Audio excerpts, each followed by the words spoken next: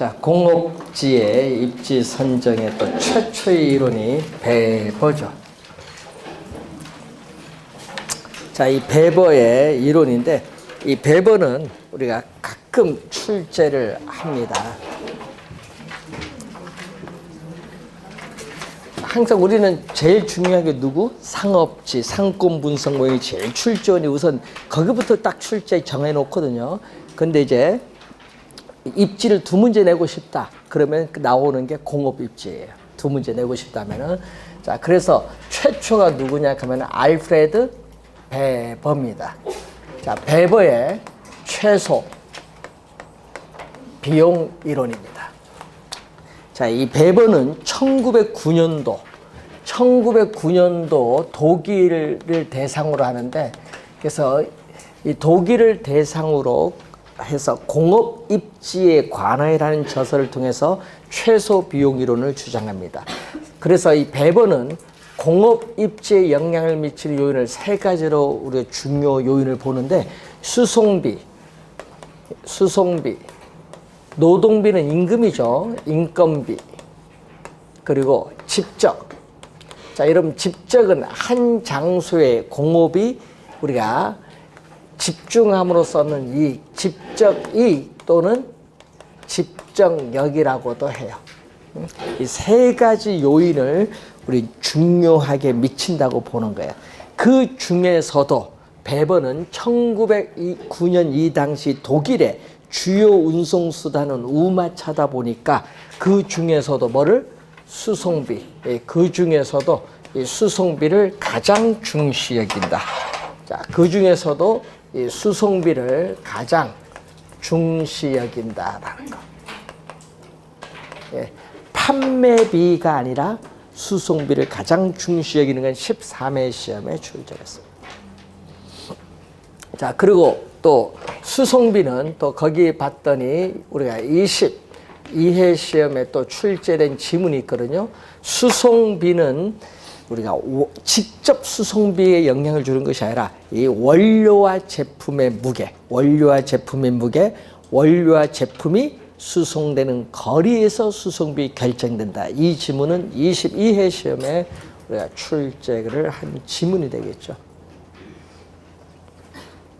자, 수송비가 또 중요한데, 그러면은 이 조건, 노동비, 직접 이익과 같은 이 다른 이 생산, 이와 같은 노동비나 직접 이익과 같은 다른 생산 조건들은 아무런 변화가 없다.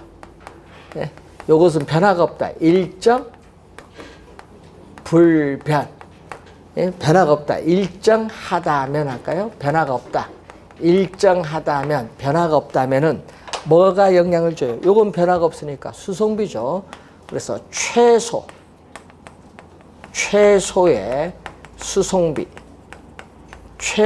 수송비가 수송비를 운송비라고도 해요. 같은 말입니다.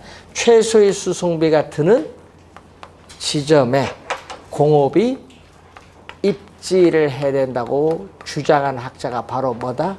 베버. 그러니까 최소의 수송비가 드는 지점, 최소의 수송비가 드는 지점에 공업이 입지해야 된다고 주장을 합니다. 자, 그러면은 이 베버는 우리가 베버의 유명한 입지 삼각형이라는 게 있어요. 자, 베버의 유명한 입지 삼각형은 이게 삼각형 요거 얘기하거든요. 자, 이 삼각형에서 베버는 원료 산지는 두 개가 있다고 하거든요. 가정을 M1 원재료가 있는 장소, M2 원재료가 있는 장소, 원료 산지는 두 개, 시장은 하나만 존재한다고 가정을 해요. 이때 M1 원재료의 무게를 X, M2 원재료의 무게를 Y, 뭐 토는 생략, 단위는. 자, 이때 공장은 삼각형 내부에 존재한다고 가정을 해요.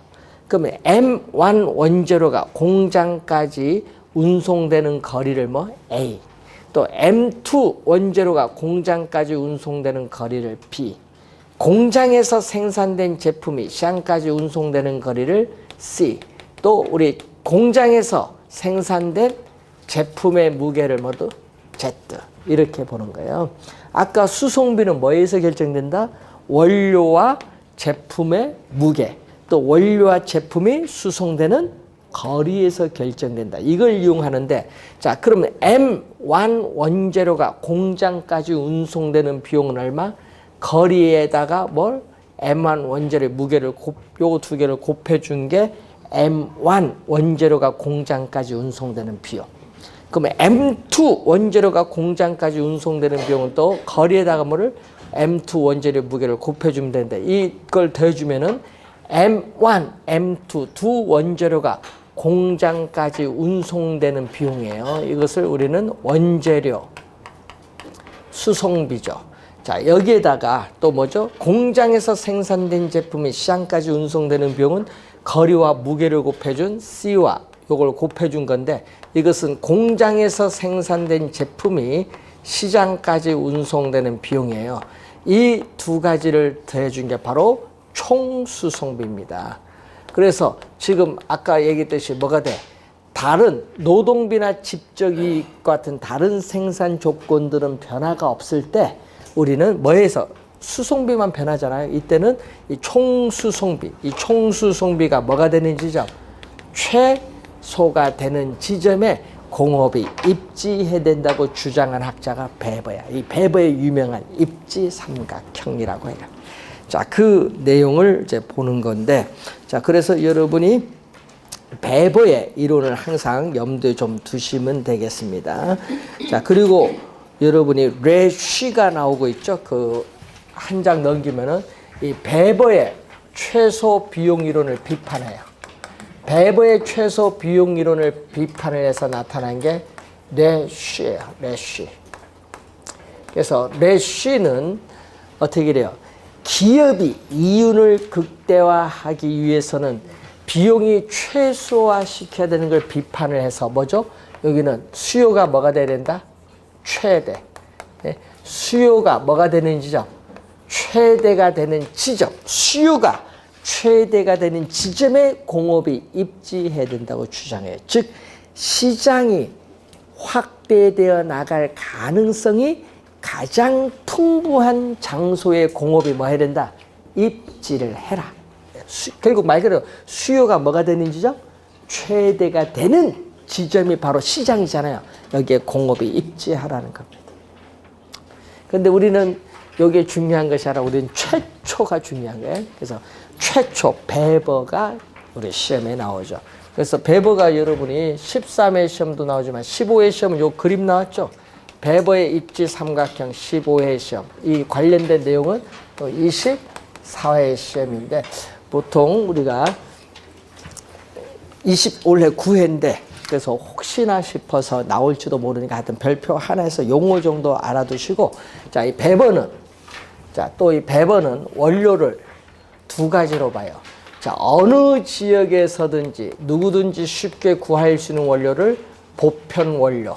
보편 원료는 누구든지 쉽게 구할 수 있기 때문에 수송비의 영향을 받지 않고, 자, 특정 지역에서만 구할 수 있는 원료를 뭐라고 한다?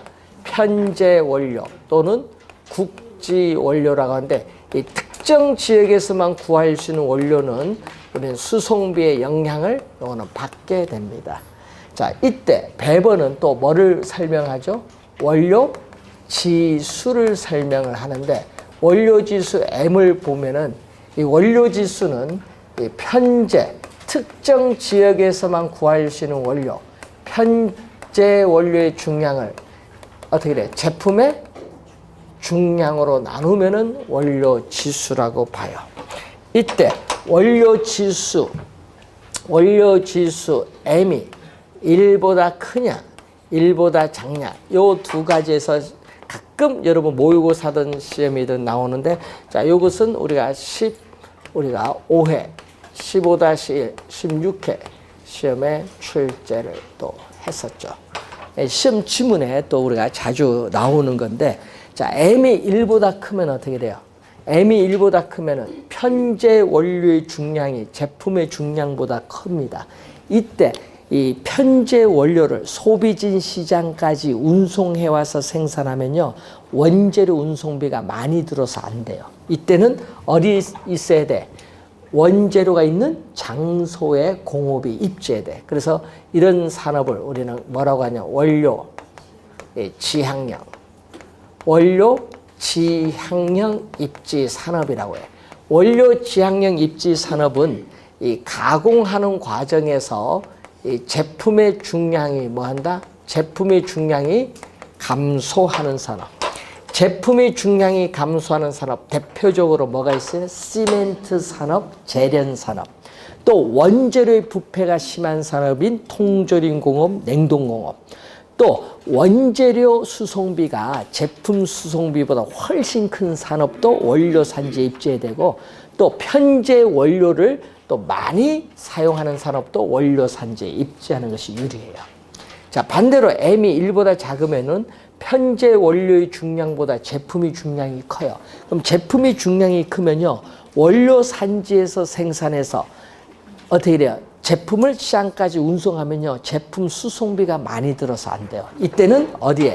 소비지인 어디에? 소비지인 시장에 입지하는 것이 유리해요. 그래서 우리는 시장 지향형 입지인데, 자, 이 시장 지향형 입지는 이 중간재나 완제품을 주로 생산하는 공장은 시장에 입지하는 것이 유리하고요.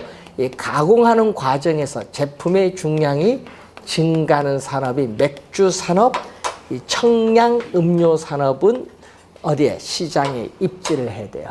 그리고 보편 원료를 또 많이 사용하는 산업이라든지 원재료 수송비보다 제품 수송비가 훨씬 큰 산업이라든지, 또 우리는 완제품의 부패가 심한 산업인 제빵산업, 이런 것은 어디에?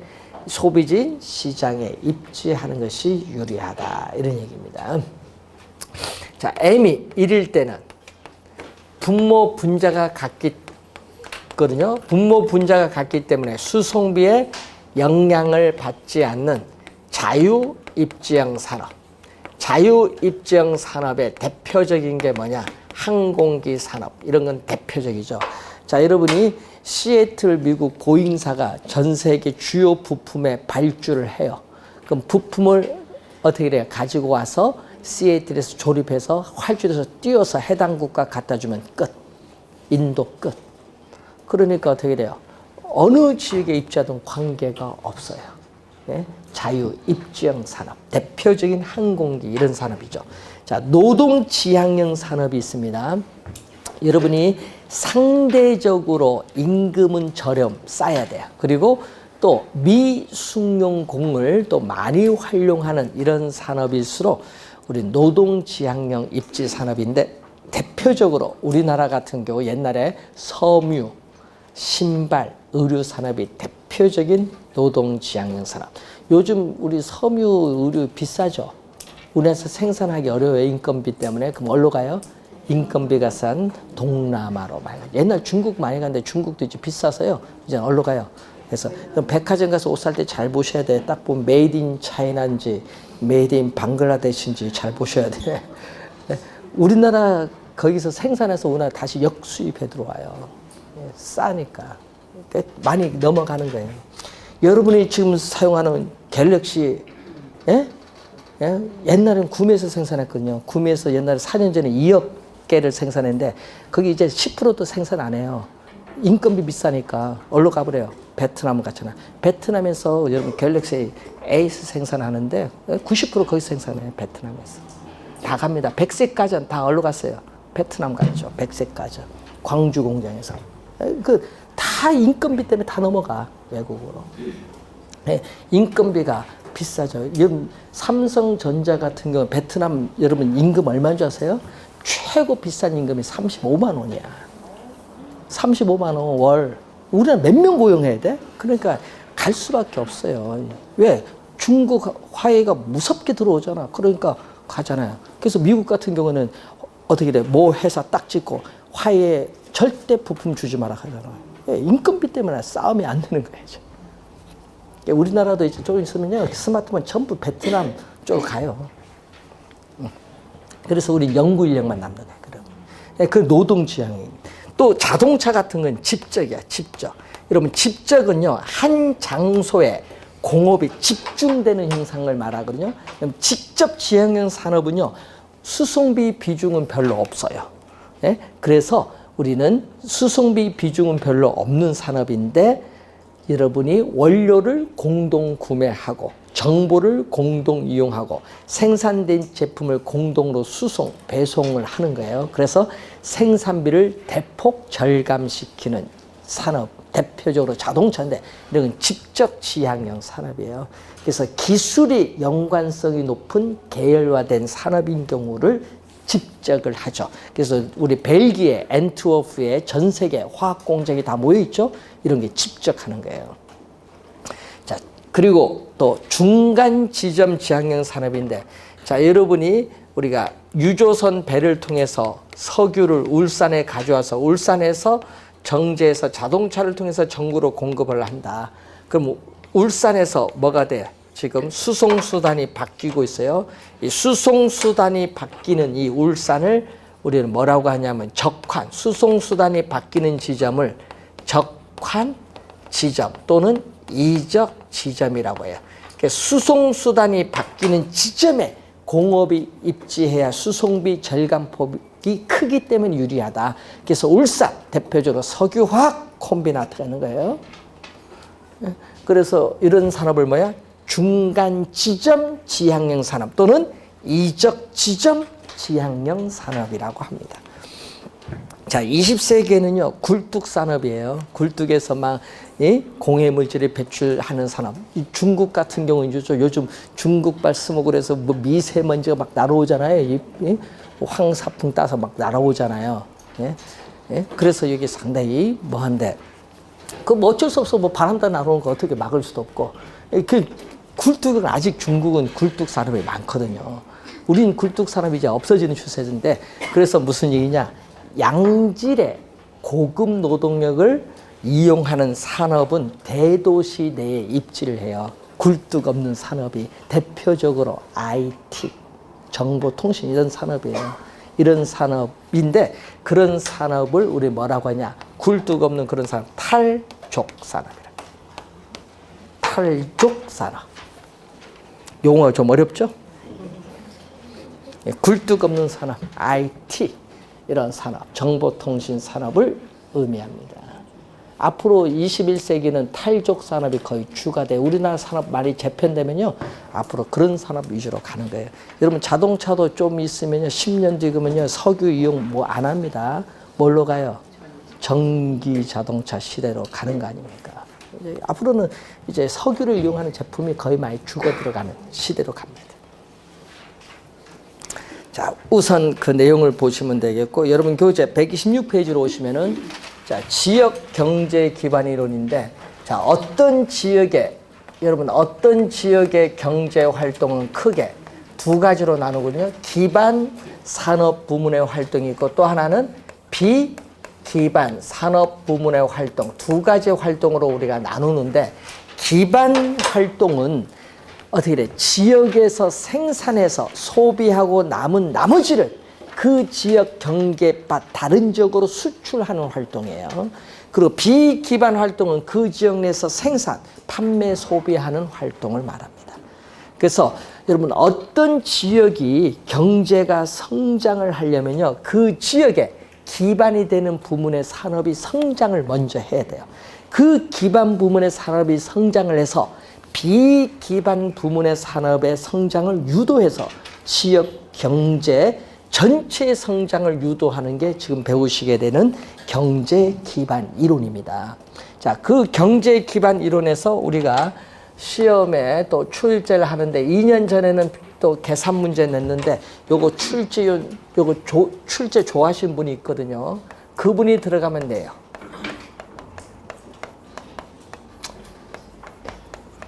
입지계수, 입지상, LQ라고 해요. LQ인데, 자, 어떤 지역에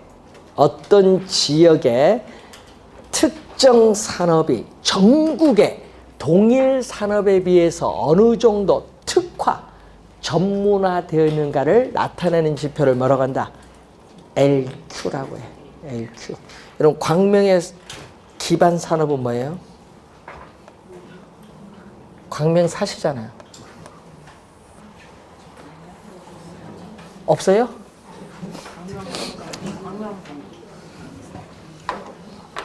없는가 보네.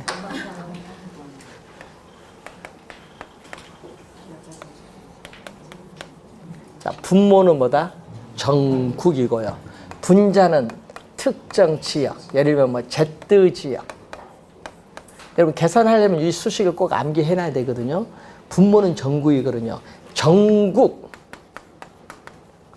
전체 산업의 고용자 수. 여러분 시험에 고용자 수로 나오기도 하고요. 또는 산업 생산량으로 나오기도 해요. 자, 고용 소득으로 또 나오기도 하고.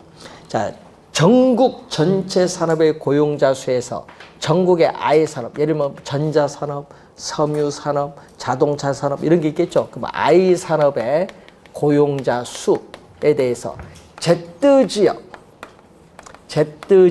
전체 산업의 고용자 수에 대해서 Z 지역 I 산업의 고용자 수가 차지하는 비율인데, 그래서 여러분이 항상 계산을 할 때는요, 요걸 잘 봐야 돼요. 전국 전체, 전국 I 산업, Z 지역 전체, Z 지역 I 산업 표를 볼 때 요걸 잘 확인하면 돼요. 이때 그러면 Z 지역이잖아요.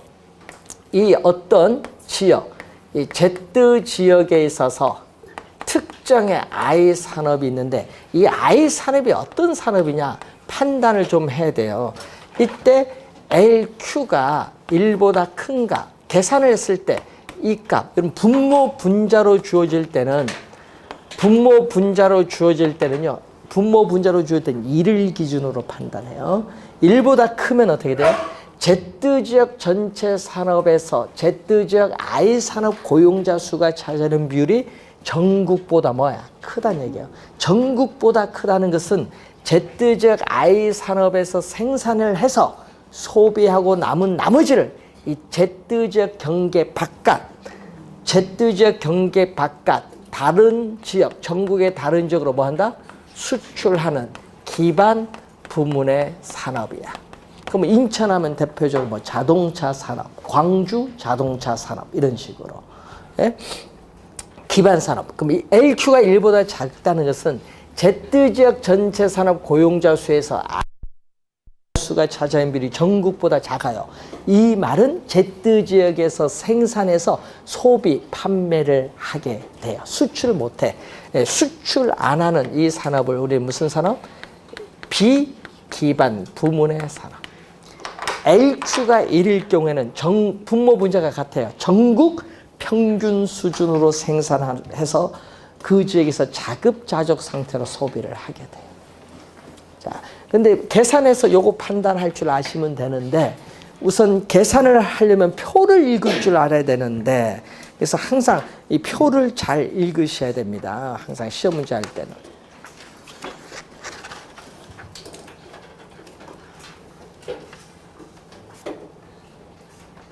자, 하나만 계산해 볼까요? 뭐 다 계산하기는 시간이 좀 걸리고 127페이지 12번 문제 보시면은 자, 그 A도시, 여러분 A도시 하나만 봅니다. A도시 섬유 산업만 볼게요. 자, A도시 섬유 산업만 보는데 자, 맨 오른쪽은 전체고 맨 밑에는 뭐다? 전국. 자, 괄호 찾으러 갑니다. 맨 밑에 전국 전체 만나는 전국 전체 만나는 게 얼마? 2천. 찾았죠? 그러면 그게 2천이야. 전국 전체. 그럼 또 전국 맨 밑에 칸과 I 산업인데 아까 뭐라고? 우리 A 도시만 본다고 했어요. A 도시의 섬유만 본다고 했어요. 섬유 얼마? 예? 전국에 있어서 섬유 산업 얼마가 나와요? 전국의 섬유 산업? 1000? 섬유인데? 자, 1000 칸 전국 섬유산업 만나는 거 1000. 자, 그리고 Z지역 A도시죠. 두 번째 줄 A도시와 전체 만나는 게 얼마? 400. 그 A도시와 섬유산업 만나는 게 얼마? 250. 그러니까 그 표에서 숫자 요거 칸을 잘 맞춰서 숫자만 잘 들어가면 돼.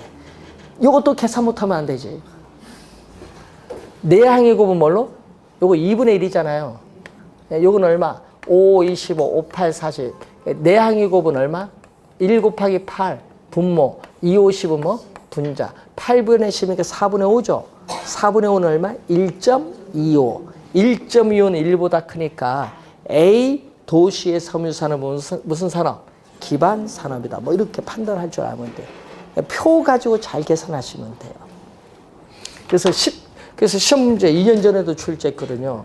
그래서 12회 시험과 15회 시험은 요거 이론으로 출제를 했어요. 요 수식 2회를 요거 하고 있는가 출제했고요. 16회, 18회 시험, 21회 시험, 27회 시험은 아까처럼 표가 주어져서 계산하는 문제를 출제했어요.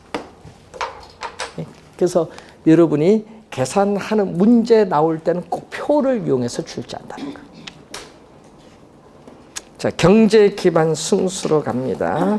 자, 127페이지 밑에 경제 기반 승수인데, 자, 경제 기반 승수는 이 기반 산업, 여러분 그 지역, 자, 여러분 광명 지역의 기반 산업의 인구의 변화가 광명 지역 전체의 고용 인구에 어느 정도 영향을 미치는가 분석하는 게 경제 기반 승수예요. 그럼 경제 기반 승수는 우리는 어떤 지역에 뭐죠? 어떤 지역의 기반 산업의 고용 인구에 대해서 그 지역의 전체 총 고용 인구, 전체 총 고용 인구를 얘기해요. 자, 여러분 우리가 총 고용 인구가 예를 들어서 50만 명 할까요? 총 고용 인구가 50만 명인데 기반 산업 고용 인구는 10만 명이다. 그럼 얼마가 나와요? 경제 기반 승수는 5가 돼. 자, 그럼 이 수식에서 그럼 총 고용 인구. 자, 어떤 지역의 총 고용 인구, 전체 고용 인구는 여기에 뭐를 곱해 준 거예요? 경제 기반 승수. 이 경제 기반 이 승수에 뭐를 곱해줬다? 이걸 곱해준 거잖아요. 기반 산업 고용 인구를 곱해줬는데 문제는 지금 얼마다? 경제 기반 승수 얼마? 5예요. 지금 5인데, 자, 여러분 올해 2018년도에 기반 산업에서, 자, 여러분 올해 2018년도 기반 산업에서 1000명을 고용했다. 1000명을 고용하면 경제 그 지역의 기반 승수가 오니까 곱하면 얼마 돼? 그럼 기반 산업에서 1000명을 고용했더니 지역 전체 고용 인구는 5000명이 돼요. 그러면 얼마? 5000에서 1000을 뺀 나머지 4000명은 비기반 산업인 서비스업에서 고용이 됐다. 이 말입니다. 이걸 우리는 간단히 판단할 수 있는 거예요. 그래서 그 지역의 기반 산업이 그래서 상당히 중요한 겁니다.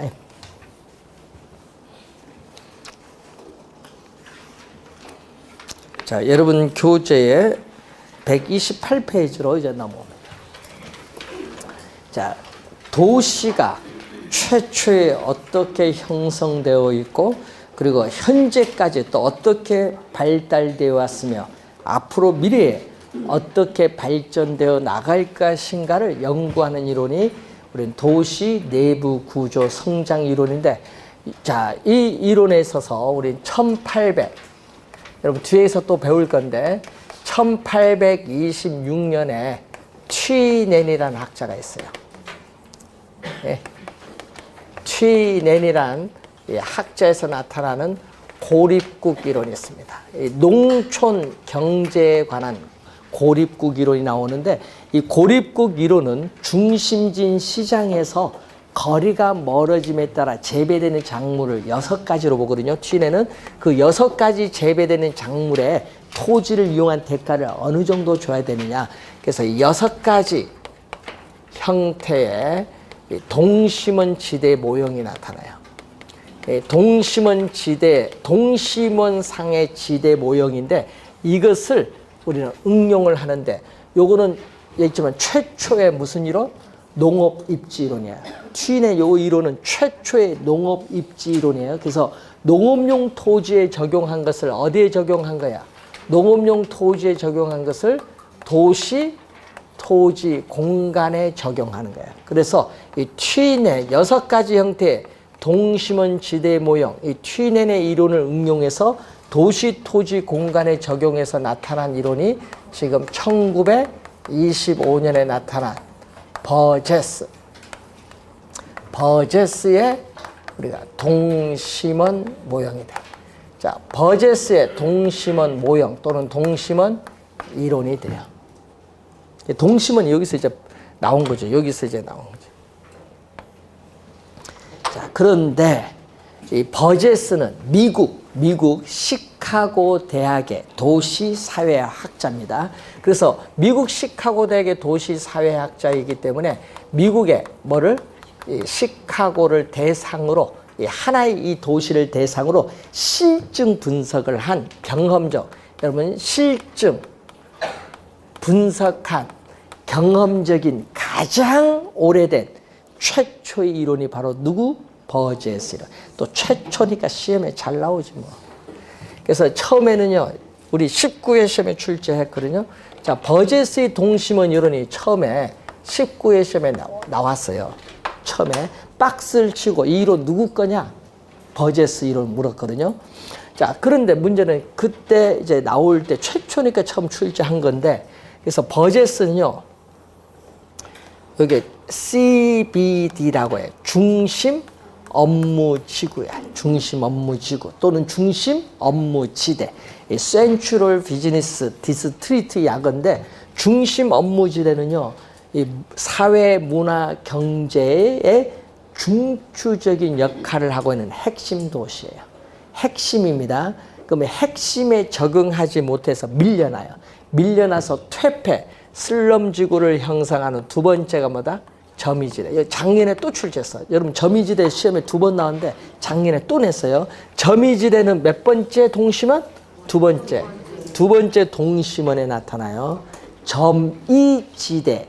뭐 전이지역, 천이지역 다 같은 말인데 시험에 점이지대로 많이 내나요? 그리고 3번째는 공장에 저소득 근로자들이 거주하는 저소득 주택지역. 4번째는 중상층 이상의 고소득층이 거주하는 고소득 주택지역. 5번째는 교외에 통근자들이 거주하는 위성도시를 나타내는 통근자 지역 또는 통근자 지대. 근데 문제는 이렇게 도시의 핵심은 하나인데, 도시의 핵심으로부터 모든 방향으로 균일하게 뭐죠? 동심원상으로 몇 개? 지금 5개. 하나, 둘, 셋, 넷, 다 5개의 지구로 외연적으로 5개의 지구로 분화되면서 도시가 외연적으로 성장한다는 이론을 전개시킨 학자가 버제스. 최초니까 순서 출제할 수도 있어요. 처음에서 밖으로 빠진 순서 꼭 기억해 두고요. 외곽으로 갈수록 지대도 낮아지고 도심으로부터의 거리에 따르는 접근성도 낮아지고 인구 밀도도 낮아지죠. 그리고 또 뭐가 있어요? 범죄도 줄어들고 빈곤도 외곽 갈수록 줄어들고, 그리고 또 질병도 적어지는, 핵심보다 적어지는 형상이 외곽 갈수록 나타납니다. 이 지문도 한번 출제를 했었죠. 자, 여러분 시험에 많이 내는데 우선 19회 시험만 내는 게 아니야. 20회도 나오고 지문상 탁탁 나오죠. 20회, 22회, 25회 하여튼 시험에 뭐 많이 나옵니다. 자, 버제스 이론 상당히 중요합니다. 최초니까 중요하죠. 그래서 버제스는 도시의 공간 구조의 형성을 뭘로 본다? 우리는 도시 생태학이라고 합니다.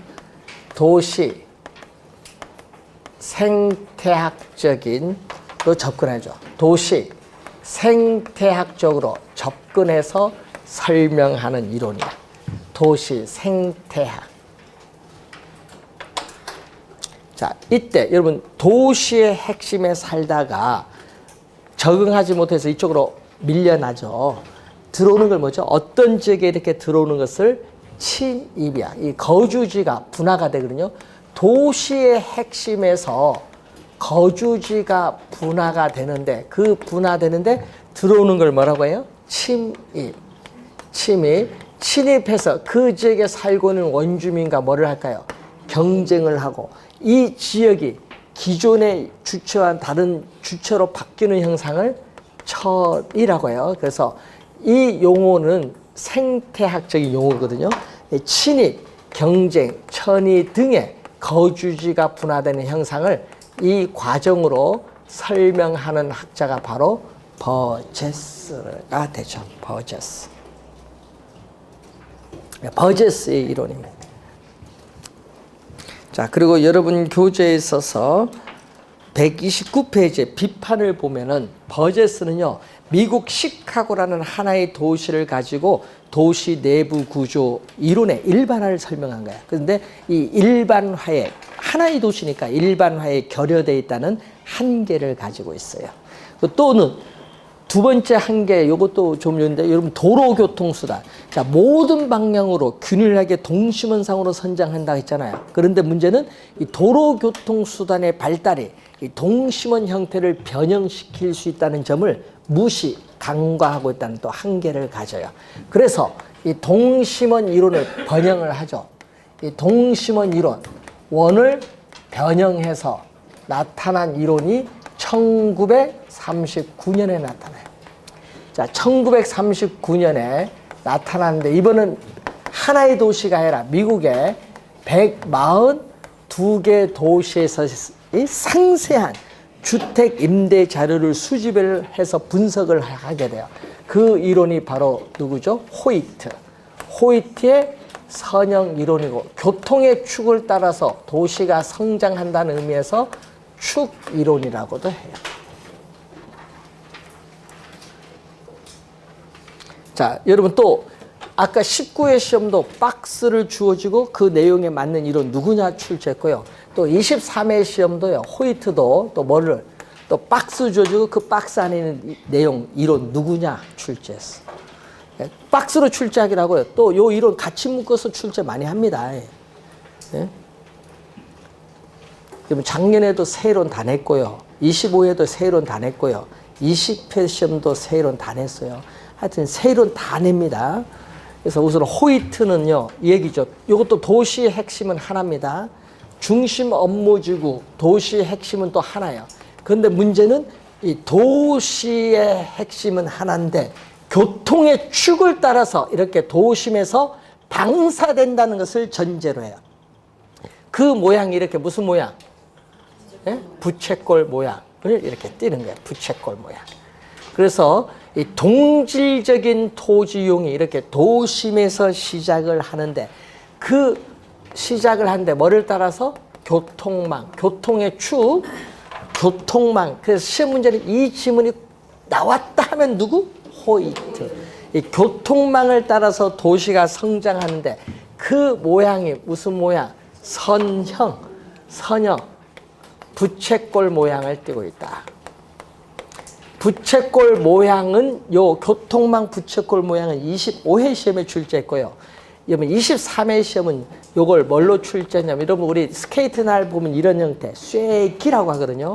쇠기 형태의 모양을 띈다고 23회는 요걸로 출제했어요. 부채꼴 모양으로 출제한 것이야.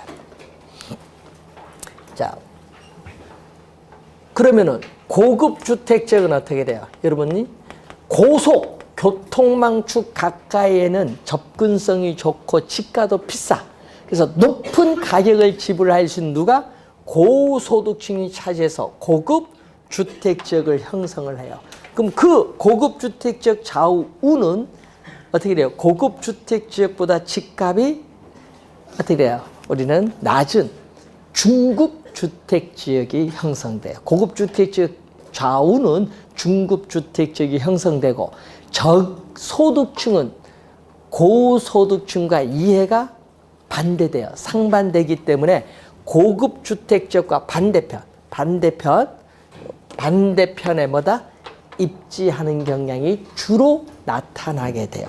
이것 누구 이론? 호이트 이론이에요. 호이트 이론. 그래서 호이트는 도시에서의 주거 공간을 결정하는 중요한 관건은 높은 주택 가격을 지불할 수 있는 능력을 가진 고소득층에 있어서의 주거지란 입지 선택 능력이라고 보았다. 체크해 두셔야겠죠. 그래서 여러분이 호이트는요, 주거 입지의 이 변화와 이동을 설명을 함에 있어서 고소득층에 있어서의 입지 능력을 지나치게 강조한 이론에 불과하다는 한계를 가져요. 자, 그리고 이 동심원 이론인데 거기서 또 시험 문제 많이 나오는 또 지문이 있는데, 자, 여러분 교재 130페이지에 거기 6번 체크를 좀 해두셔야 되겠죠. 색깔 있는데 그 6번 체크를 좀 잘 해두시면 됩니다.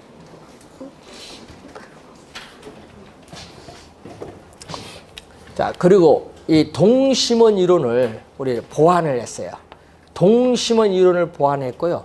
동심원 이론과 이 선형 이론 두 이론을 또 결합을 해요. 두 이론을 결합하고 동심원 이론을 보완해서 나타난 이론이 1945년에 나타난 누구? 해리스와 누구 이론? 울만. 해리스와 맥켄지라는 학자가 주창을 하고 해리스 울만의 연구에 의해서 나타나는 다 핵심 이론. 그럼 요 두 이론은 뭐죠? 이 두 이론은 핵심이 하나. 근데 이건 핵심이 하나가 아니라 다 핵심. 그래서 최근의 신도시나 거대 도시 설명에 적합한 이론이고요. 이 도심의 기능이 전문적으로 분화되면서 도심, 부도심이 나타나는 거예요. 예? 자, 그래서 다 핵심 이론인데, 그래서 하나의 핵심에서 도시가 성장하는 게 아닙니다. 자, 그래서 여러분 작년에 정답도 물었죠. 그 밑에서 세 번째 131페이지. 자, 도시가 성장하면 핵심의 수가 뭔다? 증가하고 도시는 몇 개 흩어지는 이산되는 핵심으로 구성된다. 이게 포인트죠.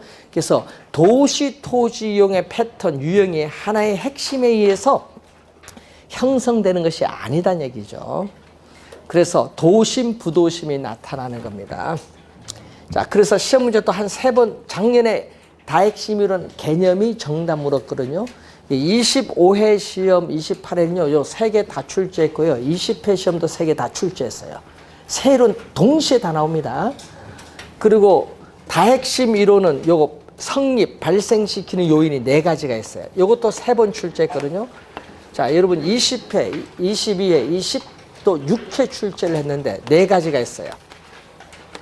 자, 우선은 어떤 활동은 특정의 위치나 특수한 시설을 요구함으로써 다핵이 형성이 돼요.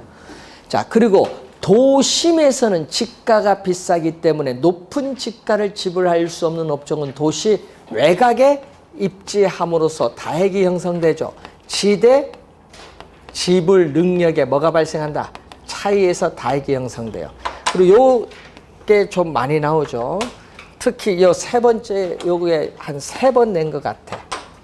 뭐가 나오냐 그러면 같은 업종 동종이라고 하죠. 같은 업종의 활동은 상호 집합 모여서 이익을 추구하는 것을 여러분 한 장소에 모이는 거 아까 뭐라고 했어요? 집적이야. 여러분 요거 시험에 한번 분산으로 출제해서 분산이 아니라 직접 모이는 거에 직접 지향성이 나타나요. 그리고 서로 다른 업종 이종 서로 다른 업종의 활동은 이해가 상반되기 때문에 같은 도시 지역 내에 함께 입지하기가 어려워요. 함께 입지하기 어려우니까 그걸 뭐야? 양립하기 어려운 걸 비양립성, 입지적인 비양립성이 나타나죠. 요 특히 디귿 느린 요것을 많이 출제를 하죠. 근데 그 중에서도 요 디귿을 3번 출제해요.